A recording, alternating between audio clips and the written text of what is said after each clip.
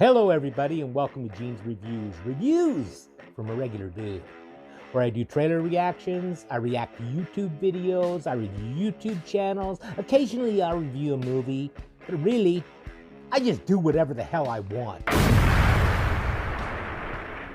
Hello, everybody, and welcome to Gene's Reviews. Reviews from a regular dude down in the basement.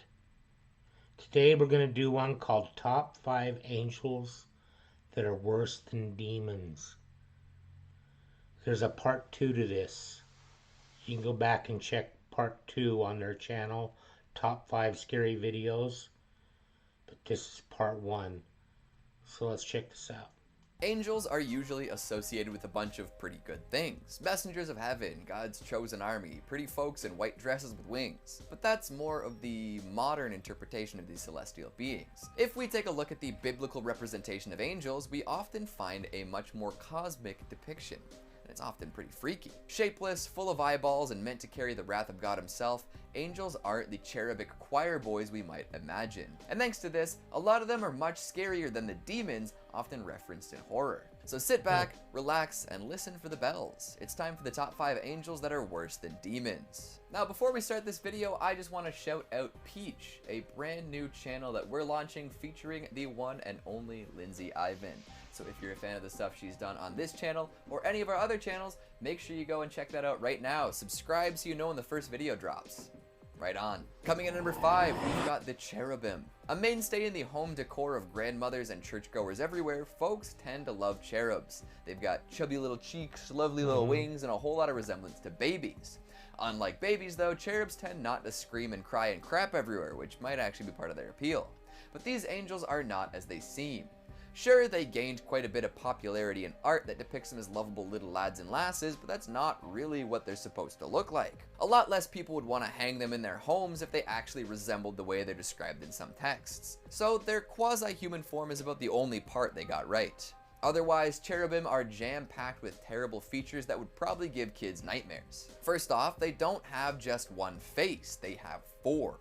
One of a human, one of a lion, one of an ox, and one of an eagle. That's a lot of freaky faces. Add in 4 wings and you've got a wild and crazy creature. But the basic appearance of these things is just the beginning. Those who behold the cherub might notice that it always appears as if it's on fire, you know, for reasons.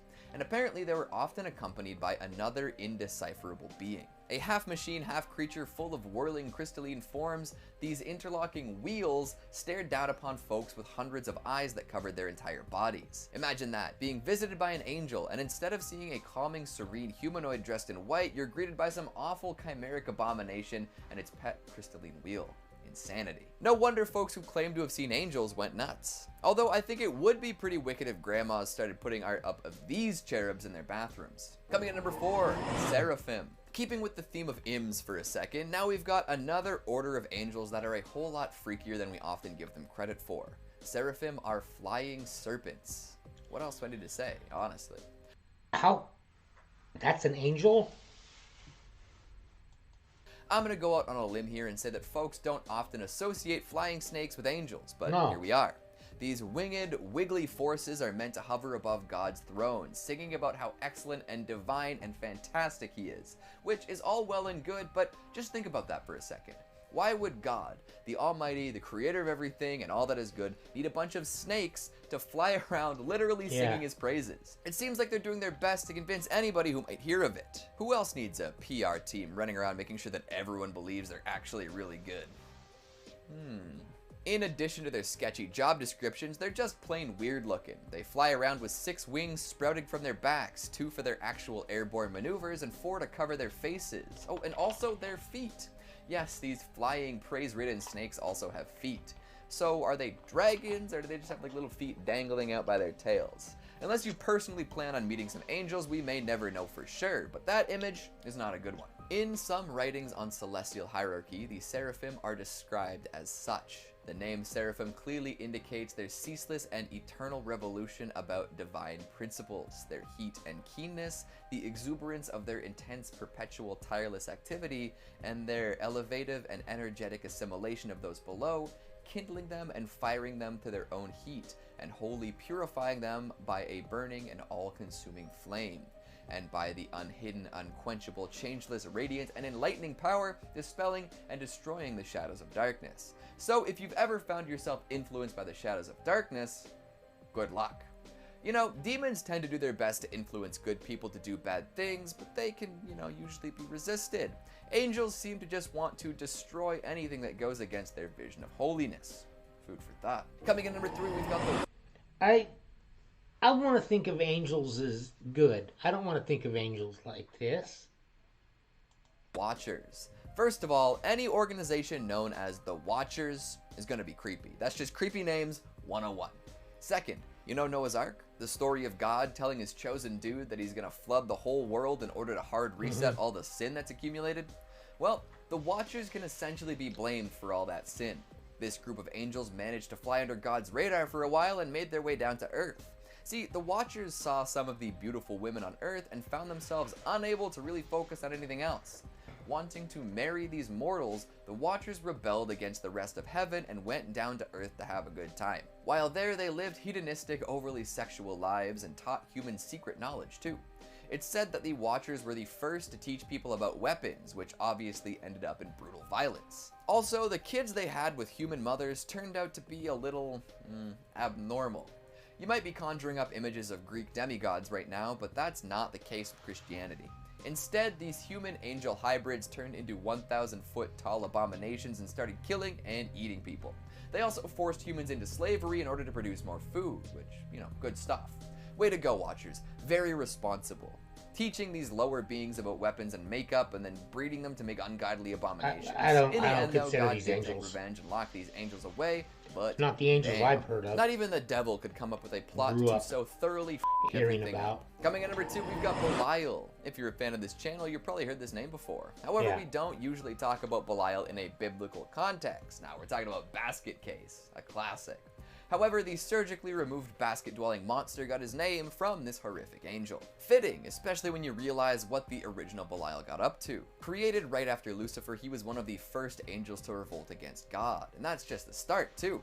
Belial led an army against Michael, resulting in untold amounts of carnage. Each army took 3 wins, and only during the 7th battle did God intervene because he wanted to make sure that Belial lost. For an angel to revolt against the others and then do unspeakable things against the others during battle, that takes a lot of power. And lots of terrifying evil, too. Man, even the strongest from hell were once... I think that if any of these are real, instead of just like maybe a myth or something like that, they were once angels, but no longer. Because they rebelled against God. Like he said, Belial rebelled against God. Angels, eh? And coming in at number 1, we've got Raphael. To round it all out, let's discuss how even the holiest of forces are capable of the absolute cruelest of acts. Like, unimaginable torture that lasts lifetimes. I guess we already knew all that thanks to Dante's Inferno, but let's take a look at a very specific, pointed act of malice for a second.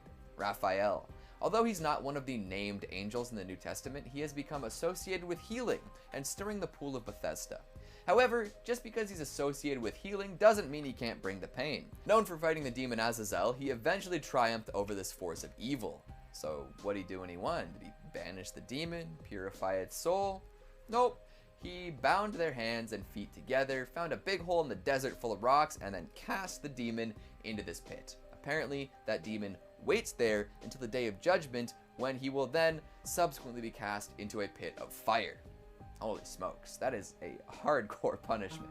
I guess the demon deserved it in some way, but geez Louise, that's just gotta suck. I'm not sure if folks should find it comforting or not that these supposedly holy beings are so absolutely terrifying. Like, if you ever saw one with your own 2 eyes, it might have a Lovecraftian madness-inducing effect on you. Seriously, angels are scary.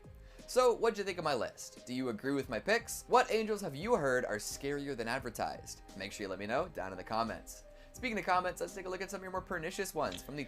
I think that once they were holy, they're no longer holy. How about a joke from Stephen Wright?